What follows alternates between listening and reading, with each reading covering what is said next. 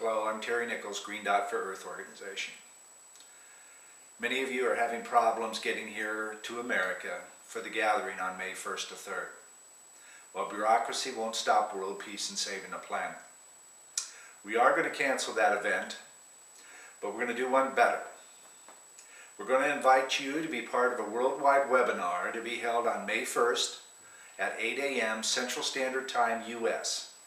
Information on the webinar is still being planned, and we will get it out to you as soon as we have it ready. That's May 1st at 8 a.m. Central Standard Time, United States.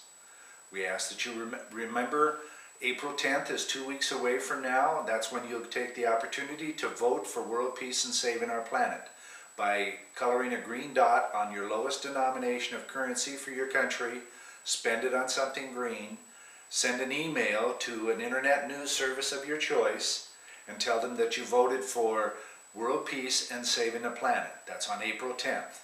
For more information and to stay up to date with what we're doing, come to our website at www.greendotforearth.org. That's www.greendotforearth.org.